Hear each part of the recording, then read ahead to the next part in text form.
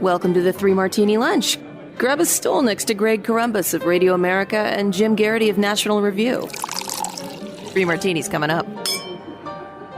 Really glad you're with us for the Wednesday edition of the Three Martini Lunch. Again, a lot to talk about today. We got two good martinis, though, so that's a nice change from the usual pattern here of lots of bads and crazies. We'll be talking about President Trump's comments on the White House lawn about Iran, especially in response to a question that is a bit absurd from a White House reporter, but his message to Iran is also quite entertaining there, so that's one of our good martinis. We're also going to be taking a look at a critical Supreme Court decision today as it related to Tennessee's law banning medications or surgeries for children in terms of transgender procedures or drugs prior to adulthood. And then we'll also be, of course, looking at the latest dust-up of Democrats and ICE. This one with Brad Lander, who's running for mayor in New York City, which you probably didn't know until yesterday, and it's probably the reason it happened yesterday. But let's talk about all of that in just a moment. I don't think Brad Lander was roughed up too bad yesterday, Jim, but if he does need a doctor, ZocDoc is definitely the way to go. You and I have both talked about this. We've had great experiences with ZocDoc. Mine was when I got referred to a specialist who took one look at me and said, you know, there's a couple of non-surgical ways we can do this, but I love to do surgery. At that point, I stopped listening to everything else he was saying. Was never going to come back to that guy. And a friend said, I got a doctor in that area. She's very, very careful, but it's the review on ZocDoc that convinced me that she was definitely the one for me and the great reviews that were listed there. So when it comes to ZocDoc, it's a free app and website where you can search and compare high quality in-network doctors and click to instantly book an appointment. We're talking about booking in-network appointments with more than 100,000 doctors, and this is across every specialty, from mental health to general health to dental health to primary care physicians to urgent care physicians, anything you need. And you can filter for doctors who take your insurance, are located nearby, are a good fit for any medical need you may have, and they're highly rated by verified patients. So stop putting off those doctor's appointments and go to ZocDoc.com/3ML to find and instantly book a top-rated doctor today. That's ZocDoc.com/3ML. ZocDoc.com/3ML.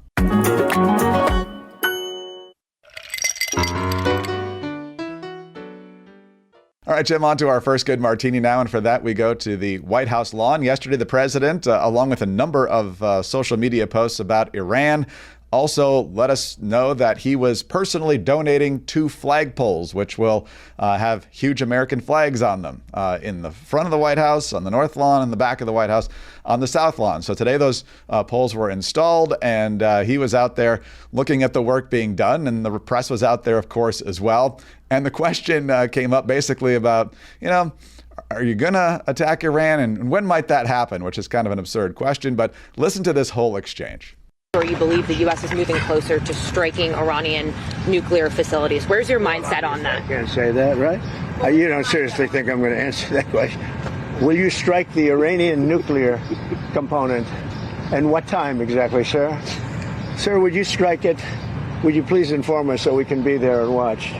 I mean, you don't know that I'm going to even do it. You don't know. I may do it. I may not do it. I mean, nobody knows what I'm going to do. I can tell you this, that Iran's got a lot of trouble, and they want to negotiate. And I said, why didn't you negotiate with me before? All this death and destruction. Why didn't you negotiate? I said to the people, why didn't you negotiate with me 2 weeks ago? You could have done fine. You would have had a country. It's very sad to watch this. I mean, I've never seen anything like it. It's so, you know, everyone thought it was going to be the reverse. I didn't think so. And I was telling them, you gotta do something. You gotta negotiate. And at the end, last minute, they said, no, we're not going to do that. And they got hit. So, Jim, you got to love it. It's very playful, good-natured back and forth with the reporter there. But if you're the Ayatollah in Iran and you've already been told, hey, we can get you anytime we want, and then the next day the president's saying, I might do it. I might not. We'll see. Keep him on edge. That's one of Trump's strong suits there. You just don't know what he's going to do. You really do get the feeling that the president is enjoying this, that he knows the Ayatollahs and the leaders in Iran are squirming. They know that they're on edge. They know that the entire world is wondering if the U.S. is going to add its arsenal to what Israel is hitting Iran with. So you could almost see Trump saying, I'm bombing. My jokes, they're doing very badly. They're very bad. You know, we are striking. out at the game of baseball. The kind of like the idea of like, okay, this constant tension there. Right now, this probably seems like the moment of maximum diplomatic leverage over the Iranians. That they kind of know that their air defense does not work. The U.S. undoubtedly has the capacity with I wrote in today's Morning Jolt, the MOP, the Massive Ordnance Penetrator. Stop giggling. This is the largest non-nuclear bomb in our arsenal. And apparently what Israel has are the slightly smaller ones, slightly less powerful ones. When they took out Nasrallah, I guess the idea is these bombs have a delayed fuse. So you have your first one and that hits. And then you have your next one, which now goes through the hole put by the other one, and that detonates. And then you can put down a third one. And the idea is like each time you're kind of knocking layers down in order to get down into wherever your target is. I suppose the Israelis could try something like that. As I laid out in today's Morning Jolt, picking up on comments by my boss, Rich Lowry, on the editors yesterday, it's very hard to believe the Israelis would get into this conflict without a plan to take out Fordow in some way. It's very hard to believe that they would get into this and then turn to the Americans and say, hey, we don't have any options. And without that, we really can't eliminate the Iranian nuclear program. This is the second most important facility they have. It's where they're doing the centrifuges to make uranium that could turn into bombs. Help us out. Because there's always a chance Trump would say no. So I think what we see, I'd be curious to how long this lasts. Can this pressure last for a week? Does it last for 2 weeks? At some point, do the Iranians say, he hasn't done it by now, therefore he's not going to do it? And do you start seeing them taking a more recalcitrant tone? Already the Ayatollah has put out his statement saying, we will never surrender, blah, blah, blah. So it'll be interesting to see what this has. But you have to figure if there's any way to get Iran back to the negotiating table and willing to make up the concession of its nuclear program, this is it. And Trump, it looks like, is having... not only is he a point of maximum leverage, he seems to be enjoying himself at this particular moment. And that's probably the message that the Iranians need to hear right now. Yeah, I think you might be onto something there. I obviously don't have any direct knowledge of the situation, but I can see Trump saying, over here. And meanwhile, somebody from Mossad or somebody who's, working alongside him flips the switch or does whatever they need to do. And the Iranians are totally distracted by whatever Trump's doing and game over. So, yeah, I think the Ayatollah's in a world of hurt, literally and figuratively here. And his threats are very, very meek at this point. Yesterday, they were saying, you're going to see something tonight, meaning last night, that you'll be talking about for centuries. And unless he was talking about Florida going back to back with the Stanley Cup. You beat me to the joke, Greg. Look, there are two parts of the U.S. foreign policy under President Trump that are non-negotiable. Iran cannot have a nuclear weapon, and Canada cannot have the Stanley Cup. Sorry, Edmonton. Great uniforms, but... That's right. But on a more serious note, if there is any threat that Iran could pose right now, my fear is it's already here, and it came across that border sometime in the last 4 years. Hopefully not. But given what Tom Homan told Sean Hannity and we talked about a couple of weeks ago, that's still just kind of percolating in the back of my mind. But hopefully they really are out of serious options over there. All right. Well, for most of the Iranian military leadership, skincare is probably not their biggest concern right now. But I'll tell you what, for guys, a lot of times skincare products, you're an afterthought. And when they are geared towards you, they usually don't work all that great. They're overly complicated. They're packed with questionable ingredients, and they just don't work a lot of the time.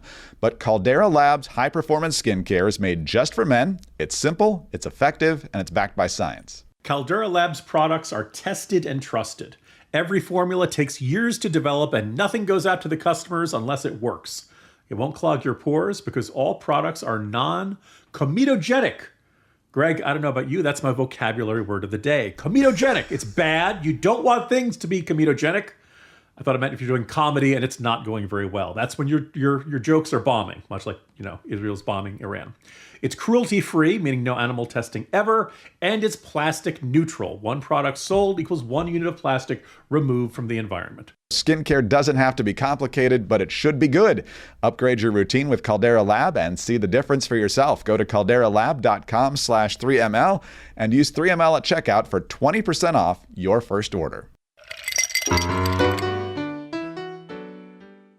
Well, Jim, it's been a busy June on a lot of fronts. We've had the LA riots. We've got Israel basically at war with Iran now. We've got so many different things. But June is also major Supreme Court decision season. And there were a bunch of them handed down today, but the one that's going to get the biggest amount of attention is that the court voted 6-3 to uphold a Tennessee law prohibiting transgender drugs and surgeries for children, which of course is a major win for conservative activists and parent groups. That all stemmed from that expose of Vanderbilt Medical School and all the procedures and drugs they were giving to minors and so forth. They tried to deny it, scrub the website and all that stuff. But the Supreme Court on Wednesday upheld a Tennessee law prohibiting transgender drugs and surgeries for children, a major win for conservative activists and parent groups. This is the Daily Wire report on the story.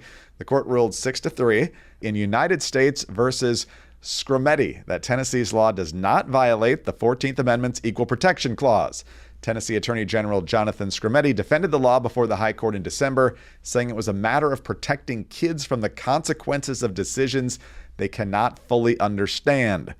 Chief Justice John Roberts wrote the court's majority opinion and said the plaintiffs contort the meaning of the term medical treatment. He says notably absent from their framing is a key aspect of any medical treatment, the underlying medical concern the treatment is intended to address. He also rejected the plaintiff's argument that Tennessee's law discriminates on the basis of sex, saying, quote, the law does not prohibit conduct for one sex that it permits for the other. Clarence Thomas wrote a concurring opinion saying that recent revelations suggest that leading voices in this area have relied on questionable evidence and have allowed ideology to influence their medical guidance. Amy Coney Barrett with a concurring opinion, Sotomayor with the dissent saying this is a life or death issue and this law and this majority on the court is putting lives in danger, which is what we often hear from that side of this debate. So, Jim, this has been a debate out there for a long time. It's kind of low-hanging fruit, another one of these issues, just like men and women's sports, where common sense just needs to prevail. It does kind of in the cultural shift, it seems like, and now we're seeing it from the Supreme Court, too. Yeah, you see arguments from not just the left, but I'd say a decent number of, let's say, libertarian-minded Americans, like, oh, it's not the government's job to say what kind of medical procedures a person wants to undergo, as long as they're safe and as long as the doctor agrees to perform them. And I think there are pretty, if you're a consenting adult, fine. When it comes to kids, it's a very different story. For obvious reasons, we don't allow breast implants to be put in on those under age 18. Let's say, not for someone who had, a terrible burns or something like that. Someone's really deeply upset with their nose and they want a nose job, rhinoplasty, at some exceptionally young age. We don't let you do that. No, I'm sorry. Your body's still growing. If you want to do this after 18, when you've completed puberty, you've completed the process, you're an adult human being, you can make those decisions. Go right ahead. People talk about there's apparently some procedure you can undergo where for people who feel really deeply insecure about their height, that they can add about 2 inches of height to you by breaking the bones in your legs. And apparently it takes like 2 years to heal from it. It's an extraordinarily painful process. But some people are so insecure about their height that they feel it's worthwhile. If you're an adult, go right ahead. Could you imagine if it was legal for every short teenager or pre-teenager to undergo that? That'd be a terrible idea. Look, kiddo, your body is still growing. That's what, So the first thing is that this was always common sense. It's not surprising the Supreme Court ruled this way. And I think that this was, for the entire transgender community argument, this was their weakest ground. This was the one where there are a whole bunch of people who are kind of like, hey, you know what? You're an adult. Dress the way you want, look the way you want, live the way you want it. But when it comes to kids, it's a completely different story. The other aspect I'd like to note of this is that when you appoint whatever term you prefer to use for the Supreme Court justices we like, strict constructionist, non-living constitution types, some days that's going to go the way a Republican administration wants, and some days it's not. And that's going to be a little frustrating for the administration, but that's a price we're willing to pay to have justices who say, clearly, the Constitution says you can do this. It doesn't do that, even if this is a good idea. Not every bad idea is unconstitutional, and not every good idea or idea that's popular is constitutional. And as a result of that, Amy Coney Barrett every now and then makes a decision that the MAGA crowd does not like. Unsurprisingly, they throw a fit over this. And I'm just going to look at one particular example over in the Federalist. The headline, Amy Coney Barrett could be a superb Supreme Court justice. She's choosing not to be. Her failure to consistently abide by original... Actually, she really is. But, so this guy throws a fit. Well, who wrote the decision today, Greg? It was Roberts on the majority, but she had a concurring opinion, yes. So, is she good again? Are we okay? It's never mind, Like, look, this idea of, she's terrible. Oh, no, she's good. Okay, great. She's fine again. She's back in our good graces again. Look, I think the argument against her was always overwrought, always missing the forest for the trees, always expecting her to rule the way the administration wants and not the way the Constitution says. The latter is what her job actually is. And so for you, kudos, Supreme Justice Barrett, and kudos for this decision. This is what we needed to see. Whatever your views on people who are transgender as adults, it's a very different story as children, and we don't want people medicating or making irreversible surgeries in pursuit of something that may well be a very passing feeling or sentiment on their part. Yeah, you said the key word there, irreversible. It reminds me of the book Irreversible Damage by Abigail Shrier, which documents how this has kind of become a social contagion. Teenagers are uncomfortable in their bodies. Yeah, that checks the box for pretty much every teenager, certainly teenage girls.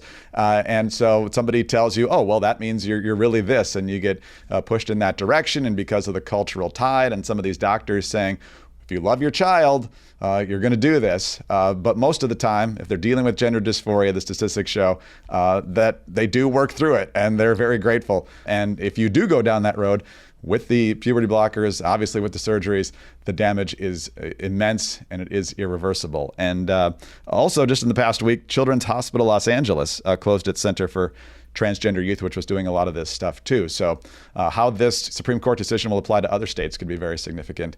Let's talk about Open Phone. In today's fast-moving world, your team needs to stay connected to your customers without missed messages, communication silos, or slow phone systems.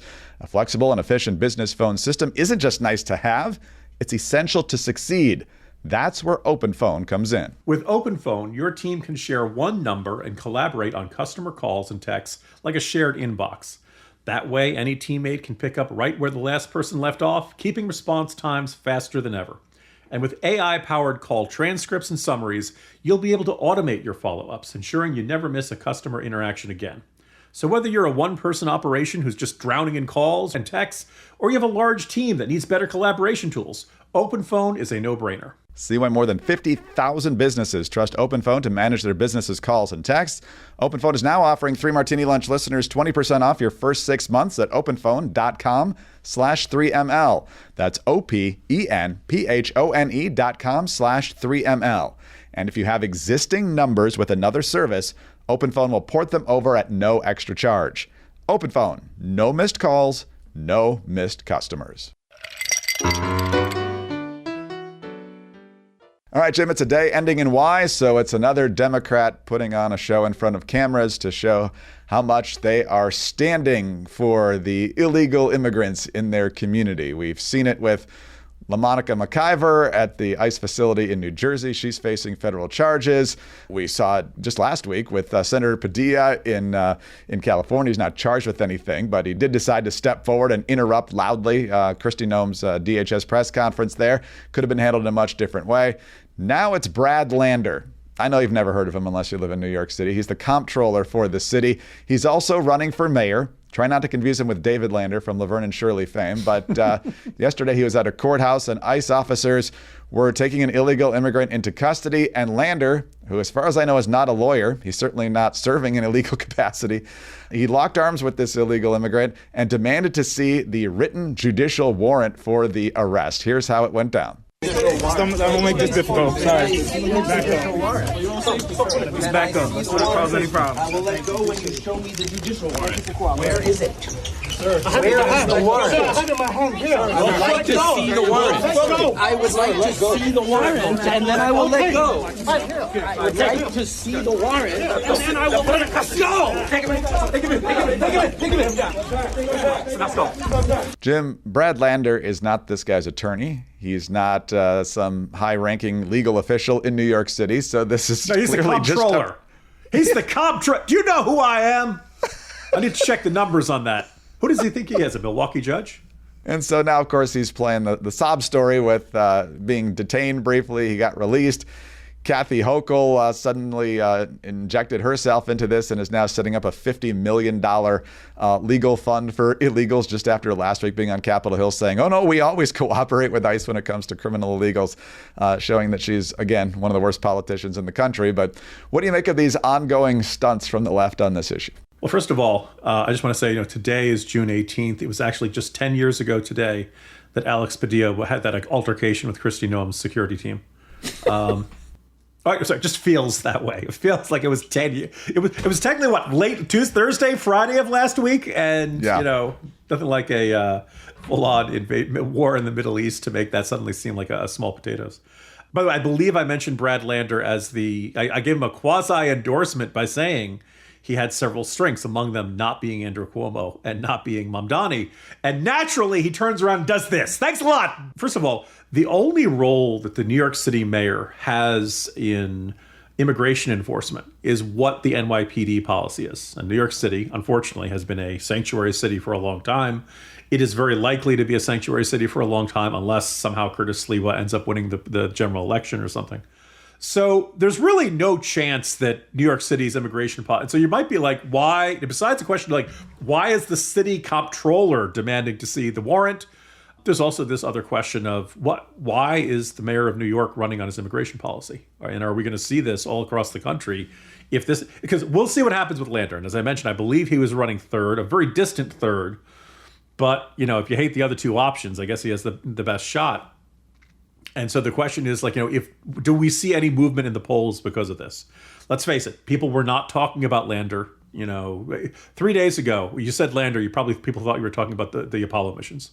And it was not, that guy who got arrested. Okay, all right, that's, So it's raised his name recognition. We'll see if this actually changes the numbers in the primary. The last polls are out. We'll know pretty soon. If it works, I do think it's going to be very bad. Even if it works in a Democratic primary, if that is the case, midterm elections come up next year.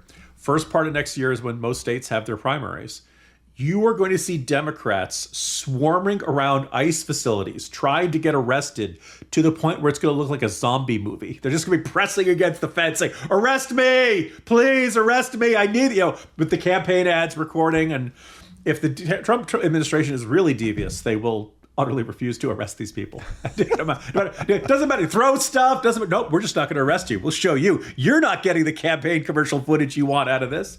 But the other thing I'm just going to observe is let's say the people of New York were sane, and let's say that New York City Democrats were sane, and that they wanted the best candidate possible for mayor. Well, you'd probably look at the accomplishments of the person. What have they done so far in their career?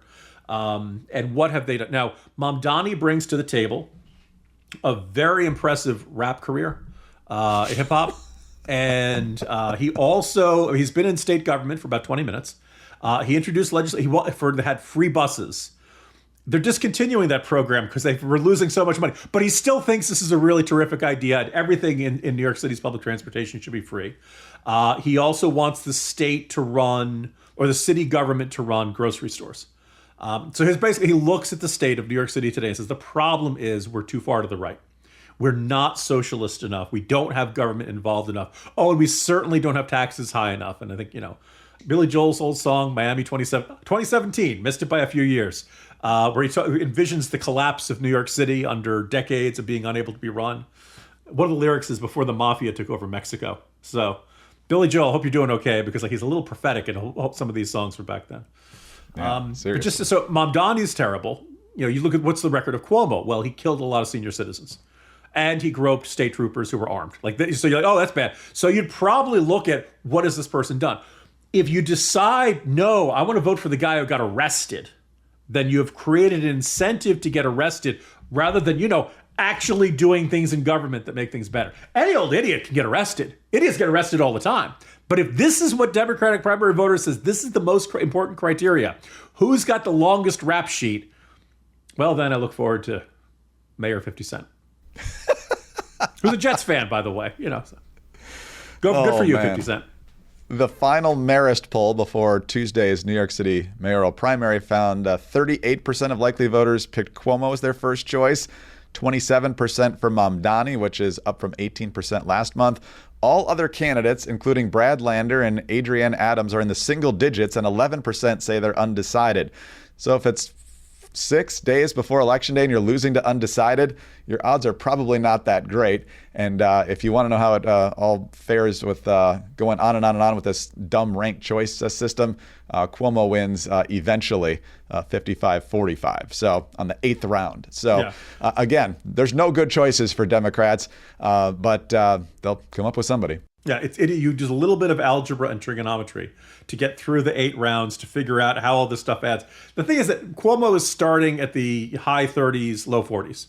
So getting to 50, you would need everybody who's not voting for him to have him ranked last, and for Mamdani to be ranked higher than that. And the odds are not particularly high on that. So Cuomo is still the favorite. Mamdani has indisputably come on strong.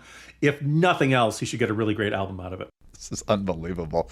But yes, this is not going to stop. We're going to see Democrats all over the country forcing themselves into a confrontation with ICE or Trump administration officials or Trump-friendly state or local officials. They see this as free media, and so they're just going to. And when you're getting arrested, Democrats, please form an orderly line to the right. You all will be arrested in turn.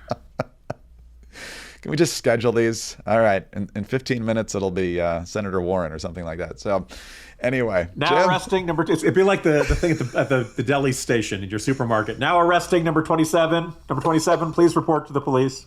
Jim Garrity, National Review. I'm Greg Corombos, Radio America. Thanks so much for being with us today. Please be sure to subscribe to the 3 Martini Lunch. If you don't already, please tell your friends to listen as well. We'd love to have them along for the ride. And also, thanks for your 5-star ratings and your kind reviews. Keep those coming, please. They are a huge help to us. Get us on your home devices. All you have to say is play 3 Martini Lunch podcast. Follow us both on X. He's at Jim Garrity. I'm at Greg Corombos. Have a terrific Wednesday, and please join us again Thursday for the next 3 Martini Lunch.